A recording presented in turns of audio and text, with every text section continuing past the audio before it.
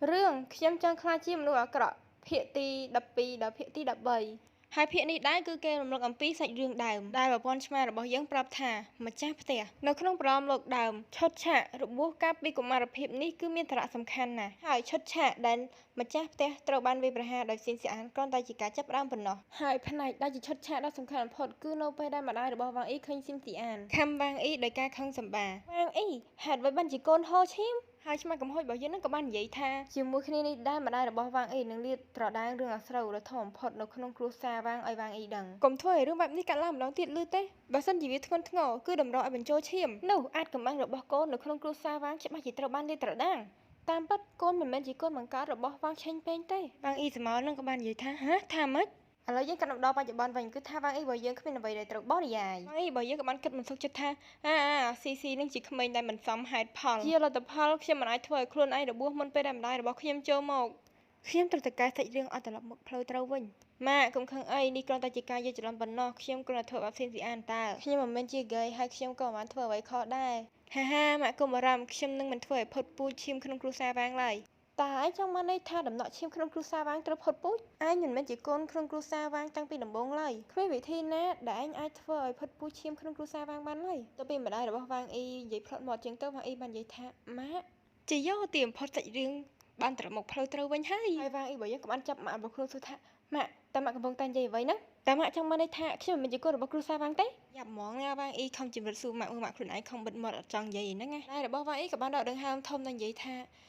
យ៉ាងណាក៏ដោយវ៉ាងអ៊ីកូនធំហើយឥឡូវនេះដល់ពេលដែលម៉ាក់ត្រូវប្រាប់ការពិតទៅកូនហើយវ៉ាងអ៊ីរបស់យើងក៏បានសួរថាម៉ាក់តើមានអ្វីកើតឡើងឲ្យពិតប្រាកដម៉ាក់កុំបំភ័យខ្ញុំហើយក្នុងចិត្តវិញស្ថិតថាប្រញាប់ឡើងប្រញាប់និយាយឡើងខ្ញុំត្រូវទៅពិនិត្យមើលស៊ីនសៀអានបន្ទាប់ពីខ្ញុំបំពេញបេសកកម្មនេះចប់គឺដោយសារតែវ៉ាងអ៊ីរបស់យើងនឹងបានរុញស៊ីស៊ីចូលទៅក្នុងទូដោយប្រញាប់អត់ដឹងថាខ្លួននឹងចាក់សារត្រឹមត្រូវឬក៏អត់ទេឯងតាមពិតជាកូនដែលម៉ាក់មានជាមួយបុរសផ្សេងទៀតដូច្នេះហើ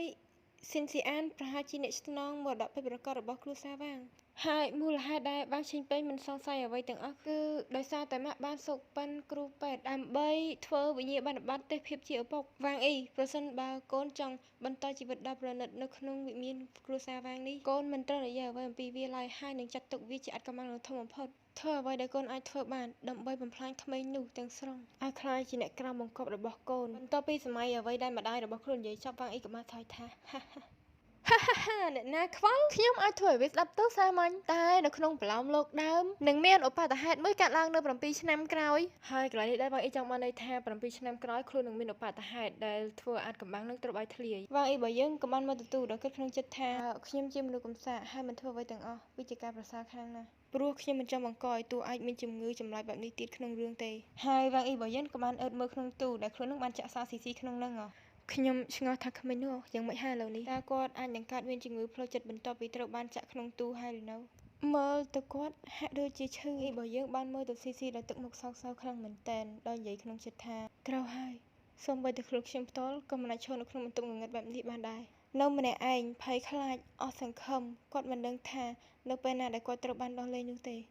បងប្រុសមែនទេហើយវ៉ាងអ៊ីរបស់យើងក៏មានការភ្ញាក់នៅពេលដែលលើស៊ីស៊ីនិយាយអញ្ចឹងវ៉ាងអ៊ីរបស់យើងក៏បានខ្ទប់មាត់ទេខ្ញុំមិនអាចឆ្លើយតបទៅកាន់គាត់បានទេតើជាបងប្រុសមែនទេប្រសិនបើខ្ញុំបញ្ចេញសំឡេងតែបន្តិចនោះបេសកកម្មរបស់ខ្ញុំនឹងបរាជ័យហើយបើមើលស៊ីស៊ីរបស់យើងនៅក្នុងទូនេះវិញគឺថាគាត់បានស្រែកខ្លាំងមែនទែនបងប្រុសអ៊ីត្រូវតែជាបងប្រុសខ្ញុំឈឺខ្លាំងណាស់ហើយក៏មានសំឡេងបុកចេញពីក្នុងទូដែលនិយាយថាបងប្រុសខ្ញុំសុំទោសខ្ញុំសូមអង្វរបងប្រុសសុំដោះលែងខ្ញុំទៅហើយបើថាមើលវ៉ាងអ៊ីរបស់យើងគឺថាឈឺចាប់មែនទែនហើយរូបភាពក៏បានកាត់មក1ម៉ោងមុនថាមានសំឡេងចេញពីក្នុងទូដែលសំឡេងថប់ហ្នឹងគឺជាសំឡេងរបស់ស៊ីស៊ីរបស់យើងគឺគាត់មានការថប់ជាខ្លាំងដោយស៊ីស៊ីរបស់យើងបាននិយាយក្នុងចិត្តថាតើខ្ញុំត្រូវបានចាក់សោព្រោះខ្ញុំមិនយល់ពីអ្វីដែលបងប្រុសអ៊ីកំពុងតែនិយាយប្រាប់ខ្ញុំដូច្នេះហើយម្ដាយចុងបានហៅបងប្រុសអ៊ីចេញទៅក្រៅម្ដាយចុងហាក់ដូចជាខឹងនឹងគាត់ខ្លាំងណាស់តើខ្ញុំធ្វើអ្វីមួយខុសម្ដងទៀតហើយតាមមែនទេកន្លែងនេះស៊ីស៊ីរបស់យើងចង់បានន័យថាដោយសារតែខ្លួនអត់យល់ពីអ្វីដែលវ៉ាងអ៊ីនិយាយទៅធ្វើឲ្យវ៉ាងអ៊ីនឹងត្រូវម្ដាយចុងដាក់ទោសអញ្ចឹងណាបន្ទាប់មកស៊ីស៊ីរបស់យើងក៏បានសម័យនៅពេលដែលម្ដាយពិតរបស់ខ្លួននឹងកំពុងតែស្ដីឲ្យខ្លួនដោយស្រីដែលស្លៀករ៉ូបក្រហមនឹងបានស្ដីឲ្យស៊ីស៊ីថាវាជាកំហុសរបស់ស៊ីស៊ីទាំងអស់ឯងគឺជាហេតុផលដែលធ្វើឲ្យជីវិតរបស់ខ្ញុំធ្លាក់ដល់សភាពនេះយីមើលគេនិយាយខ្លួនឯងធ្វើខ្លួនឯងសោះហ្នឹងណាធ្លាប់ឮគេថាសាងអីបាននឹងអត់តែឥឡូវយើងកាត់មកដល់បច្ចុប្បន្នវិញខ្ញុំដឹងអំពីវាត្រូវហើយបងប្រុសអ៊ី វត្តមានរបស់ខ្ញុំគឺជាកំហុសមួយហើយស៊ីបើយើងក៏បានសម័យនៅពេលដែលវាងអ៊ីនិយាយប្រាប់ខ្លួននោះក៏ព្រោះតែអន្តភាពរបស់អញទាំងមូលគឺជាកំហុសមួយហើយក៏សម័យដល់គំនិតខាងក្នុងរបស់វាងអ៊ីផងដែរគឺថាវាមិនមែនជាកំហុសអីនោះទេស៊ីរបស់យើងគឺជាក្មេងប្រុសល្អបំផុតក្នុងលោកនៅពេលដែលឯងធំឡើងឯងនឹងក្លាយជាអ្នកសង្គ្រោះរបស់ខ្ញុំទាំងអស់នេះគឺគួរតែអរគុណដល់ឯងដែលខ្ញុំអាចមានឱកាសជួយសង្គ្រោះមិត្តភក្តិរបស់ខ្ញុំនិងវាងអ៊ីចង់បានន័យថាស៊ីគឺជាបេសកកម្មមួយដែលធ្វើឲ្យខ្លួនទទួលបានបន្ទុកហើយបន្ទុកនឹងគឺយកទៅដូរបំណងប្រាថ្នារបស់ខ្លួនដែលបំណងប្រាថ្នានឹងគឺជួយមិត្តភក្តិរបស់ខ្លួនរស់ឡើងវិញទាំងអស់ហើយមិត្តភក្តិរបស់វាងអ៊ីនឹងគឺជាអ្នកដែលបានគ្រោះថ្នាក់ចរាចរណ៍ស្លាប់ម្លានឹងហើយនៅតែវាងអ៊ីមួយហើយនៅពេលដែលឃើញចឹងស៊ីរបស់យើងនឹងក៏បានគិតថាសង្គ្រោះបងប្រុសអ៊ីបន្ទាប់ពីសម័យការគិតរបស់ខ្លួនហើយស៊ីរបស់យើងក៏បាននិយាយថាទេបងប្រុសអ៊ីប្រហែលជាមិននិយាយកុហកនោះទេគាត់មិនដែលមើលងាយខ្ញុំនៅក្នុងចិត្តឡើយគាត់ថែមទាំងត្រូវឆក់ដល់ចរន្តអគ្គិសនីដោយសារតែគាត់ចិត្តល្អចំពោះខ្ញុំហើយស៊ីរបស់យើងក៏បានបន្តទៀតថាប៉ុន្តែខ្លួនបានធ្វើឲ្យវាងអ៊ីនឹងខកចិត្តចំពោះខ្លួនឯហ្នឹងតើបងប្រុសអ៊ីនឹងខកចិត្តទេតើបងប្រុសអ៊ីនឹងត្រឹមម្លាយចង់វាធ្វើបាបទេបងប្រុសអ៊ីតើបងនៅឯណាបងប្រុសអ៊ីសូមឆាប់ត្រឡប់មកវិញខ្ញុំខ្វះទេទោះបីជាបងចង់វាខ្ញុំស៊ីបើយើងក៏បានគិតទាំងថិតដង្ហើមតែមានចង់ប្រាប់ស៊ីអញថាស៊ីអញគិតខុសទាំងអស់ហ្នឹងយីកូនខ្លួនឯងចុកក្នុងទួមានខ្វល់ទៅខ្វល់ពីបងប្រុសអ៊ីណាឆ្កៃហើយស៊ីបើយើងបានបន្តទៀតថាបងប្រុសកុំប្រាប់ខ្ញុំថាបងមិនចង់បានខ្ញុំទៀតទេតើមែនទេស៊ីរបស់យើងក៏បានភ្ញាក់ស្មារតីមកវិញដោយសារតែឮសំឡេងបើកទ្វារពីខាងក្រៅតើនេះជាសំឡេងនៃការបើកទ្វារឬតើបងប្រុសគាត់ត្រឡប់មកវិញហើយឬគាត់នឹងអនុញ្ញាតឲ្យខ្ញុំចេញទៅតើត្រូវទេបន្ទាប់មកខ្ញុំនឹងមានអារម្មណ៍ធូរស្បើយដោយសារភាពទន់ភ្លន់របស់គាត់ស៊ីអើយការគិតមិនដូចការពិតទេគឺថាវាងអ៊ីរបស់យើងក៏អត់បានបើកទ្វារទេពេលដែលឃើញថាវាងអ៊ីអត់បានបើកទ្វារឲ្យខ្លួនចឹងបេះដូងរបស់ស៊ីគឺចាប់ដើមលោតលឿនខ្លាំងមែនទែនហើយអ្វីតើគាត់មិនបើកទ្វារទេឬនេះមិនមែនជាបងប្រុសអ៊ីហើយស៊ីរបស់យើងគឺមានការភ័យខ្លាចជាខ្លាំងបងប្រុសហើយនឹងដែរគឺជាពេលដែលវាងអ៊ីរបស់យើងក៏បានខ្ទប់មាត់ងាកចេញធ្វើឲ្យស៊ីរបស់យើងនឹងថាវាជ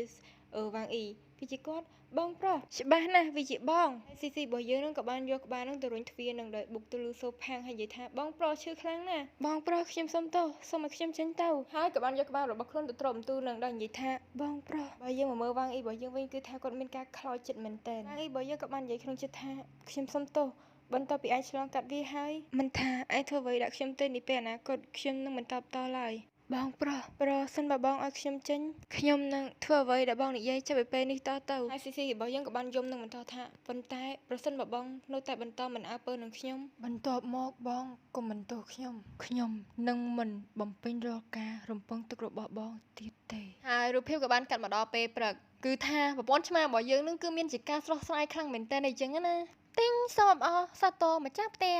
ះបានបំពេញបេសកកម្មជំងឺភ័យខ្លាចរបស់ស៊ីនស៊ីអានបានដោយជោគជ័យតែក៏មើលវាងអីរបស់យើងគឺថាគាត់អត់បានដេកទេពេញមកយកមកឲ្យអាឡែងព្រួយបារម្ភពីស៊ីអញ្ចឹងណាលឺអញ្ចឹងគឺថាស៊ីនស៊ីអានរបស់យើងស្ទុះក្រោបពីគ្រឿងលឿនហាបេសកកម្មចំហើយនោះមានន័យថាបន្ទាប់ពីបានចាក់សោគាត់ពេញមកយកទីបំផុតខ្ញុំអាចឲ្យគាត់ចេញមកបានហើយនៅពេលដែលវាងអ៊ីរបស់យើងគាត់បានបើកទ្វារហ្នឹងគឺថាគាត់បានឃើញស៊ីរបស់យើងហ្នឹងគឺស្លាប់បាត់ហើយគឺថាស៊ីរបស់យើងហ្នឹងគាត់ដកដង្ហើមមកដល់គ្នាទេហើយវាងអ៊ីរបស់យើងក៏បានសួរស៊ីថាតើមានអ្វីខុសតែអត់អីទេមែនទេហើយក៏បាននិយាយក្នុងចិត្តថាស្បែករបស់ស៊ីហ្នឹងគឺជាក់ខ្លាំងណាស់សួរថានិយាយចឹងទៅគេស្ដាប់កើតមែនបើគេស្លាប់អីហ្នឹងហើយវាងអ៊ីរបស់យើងក៏បានយកដៃទះមុខស៊ីថ្នមដល់និយាយថាហេក្រឹកឡើងសូមមេត្តាក្រឹកភ្លាមមកហើយវាងអ៊ីរបស់យើងក៏បានគិតក្នុងចិត្តគាត់មិនបានញ៉ាំឬភ័អ្វីសោះចិត្តមួយថ្ងៃហើយ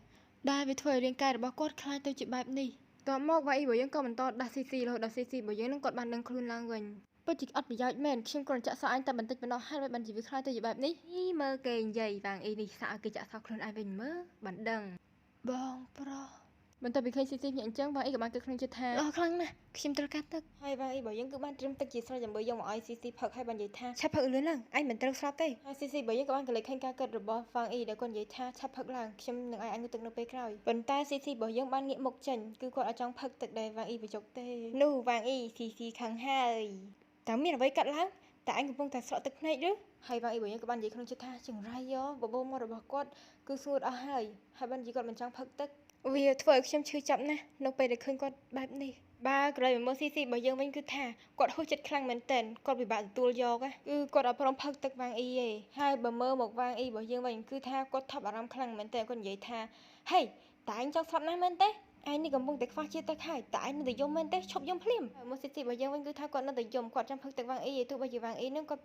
ច្បាច់មាត់បិច្រកទឹកក៏ដោយស៊ីរបស់យើងនៅតែតទល់តែអត់ចង់ផឹកទេហើយនៅពេលដែលវាងអ៊ីឃើញស៊ីគាត់ក៏អត់ទឹកដល់ខ្លួនខំបញ្ចុកចេញអញ្ចឹងទៅគឺថាវាងអ៊ីរបស់យើងគាត់ដឹងថាគាត់ត្រូវធ្វើអីទៀតទេគាត់ត្រូវតែស្អប់ខ្ញុំខ្លាំងណាស់ ឥឡូវនេះហើយស៊ីស៊ីបើយើងក៏បានក្លែកមើលវ៉ាងអ៊ីហើយក៏បានអានការគិតរបស់វ៉ាងអ៊ីបន្ទាប់ពីនេះមិនថាក្មេងនេះគាត់ផ្អែមល្ហែមប៉ុណ្ណាទេគាត់នឹងមិនមកចិត្តខ្ញុំទៀតឡើយគាត់មិនល្ងងនោះទេវាពិតជាល្អខ្លាំងណាស់ហើយវ៉ាងអ៊ីបើយើងក៏បានដើរចេញដោយគិតទៀតថានៅក្នុងប្រឡោមលោក7ឆ្នាំខាងមុខទៀតមិនមានការពិពណ៌នាពីតួអង្គអាក្រក់នោះទេដែលមានន័យថាខ្ញុំមិនចាំបាច់បំពេញបេសកកម្មទៀតទេមុនពេលសាច់រឿងសំខាន់ចាប់ផ្ដើមខ្ញុំគួរតែជៀសវាងស៊ីនស៊ីអានហើយផ្ដល់ឲ្យគាត់នៅជីវិតដ៏សុខសាន្តមុនពេលសាច់រឿងចាប់ផ្ដើមម្ដងទៀតបាយដរាបណាខ្ញុំមិនមានទំនាក់ទំនងជាមួយគាត់នោះខ្ញុំមិនចាំបាច់ធ្វើបាបគាត់ឡើយនៅពេលដែលស៊ីស៊ីបើយើងអានការគិតរបស់វ៉ាងអ៊ីហើយគឺថាគាត់សង្គ្រោះថ្មីខ្លាំងមែនទែនដោយគាត់បាននិយាយថាខ្ញុំនឹងមិនហើយក៏បានរត់ទៅអោបវ៉ាងអ៊ីពីក្រោយដោយនិយាយតិចៗថាអនុញ្ញាតឲ្យអ្នកចាកចេញពីខ្ញុំឡើយហើយវ៉ាងអ៊ីបើយើងគឺឆ្លងខ្លាំងមែនទែនដោយសារតែស៊ីស៊ីគាត់និយាយតិចពេកអញ្ចឹងទៅគាត់អត់ឮទេខ្ញុំនឹងខ្លាចជាក្មេងល្អចាប់ពីពេលនេះតទៅបងប្រុសសូមកុំចាក់សោខ្ញុំម្ដងទៀតហើយស៊ីស៊ីបើយើងក៏បាននិយាយក្នុងចិត្តថាវាជាវេនរបស់ខ្ញុំក្នុងការចាក់សោបងវិញម្ដងយ៉ាស៊ីស៊ីបើយើងកាន់តែកើតរឿងរបស់យើងក៏បានចប់ត្រឹមនេះសិនសូមរងចាំទស្សនាភាពបន្តនៅពេលក្រោយ